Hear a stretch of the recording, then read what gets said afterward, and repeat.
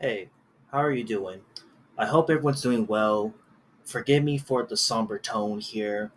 Um, Today, I want to talk about an anime that I had to binge watch 6 episodes worth, and I had to really make my time felt because, again, when I heard about the show, I knew that going to it, I couldn't just watch one episode per week to get into this point. I decided to just watch all 6 episodes, let it rip today, see how it is. And of course, what I'm talking about is Takopi's Original Sin. Yeah, this show is something else entirely, and I want to talk about it today and in a different format because this show really is, as many people has stated, as many people has advertised ever since I heard the show come out. This is not for the faint of heart. So, fair warning, I'm I'm going to be talking about some really dark stuff going into this. So keep that in mind if you don't want to hear what I have to say, but just know that this show is absolutely incredible. It is amazing for a 6 episode show. And I feel like this is a show that you just need to watch once to get the full picture of what's happening. So I guess to kind of bring up to stuff of what Takopi's Original Sin is all about, I'll just read the synopsis provided by my analyst, and it goes like this.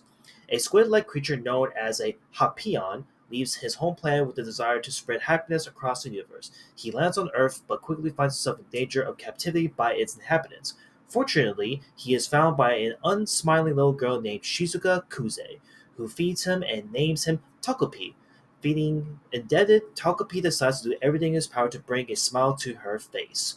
The task is easier said than done, however. Shizuka is bullied by her classmates, she does not have a father, and her mother is never home due to the gravity of these issues flies over the naive Takopi's head. Even so, Shizuka does have one source of happiness, her dog, Chappie. The connection Shizuka and Chappie share only increases Takopi's desire to make this girl smile. While Takopi's attempts to lift Shizuka's spirits leads to unintended consequences, he is determined to take things into his own tentacles, test his understanding of human beings, and achieve his goal of spreading happiness. So, yeah, this show, this synopsis alone, should give you a good glimpse of what the show's all about. And again, our two main characters that I mentioned already with Shizuka and Takopi, these are characters that immediately upon when you watch the first episode, you're thinking that it's going to be another happy-go-lucky kind of show with a little bit of an uplifting message. But immediately, and I mean this sincerely, immediately within this first episode, it takes a huge 180 where it just showcases the dark and fucked up side of humanity in the shittiest, fucked up way it could possibly display for such a short anime series. And look, I know I talked about a show recently where I said like it was like it was a mid show actually that came out on my video of where I talk about every mid anime where I referenced Vivid Strike.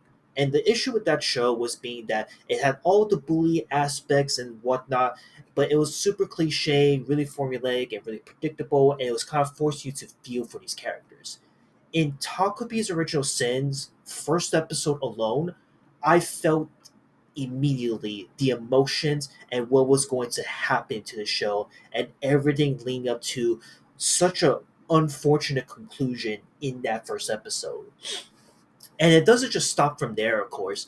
Throughout these 6 episodes, we get to get introduced to crazy, well, I wouldn't say crazy, but characters that really connect to you in different angles, different ways that really hit this show in where it hurts the most. And I'm not going to elaborate on these characters. I'm not even going to spoil what happens throughout the show because, like I said, this is a show that for me, you as an anime watcher needs to experience and not get spoiled by.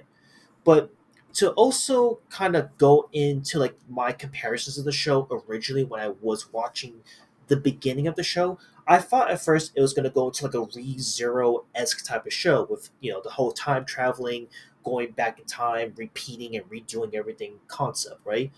But then immediately flips its head when we're getting like moments and dark moments that are really reminiscent of shows like the Higurashi series or even the shows of the like Madoka Magica from back in the day. And again, the emotions, the feeling, ever amounts of dread, and just the amounts of times where this show portrays one simple thing that's plagued everyone and everybody to this fucking day, even though it's even now considered cyberbullying and it's bullying alone. This show portrays bullying in such a dark, dark way that I've never felt before. And like I said, I've watched my fair share of bully type esque animes, and this show captures it so well in the most fucked up way possible, as I am regurgitating already. And I just want to say that to anyone that is suffering through bullying right now, especially being cyberbullied online this in 2025 in this day and age, just know that there are people out there that care for you. You are not alone. There is literal help out there that you can go.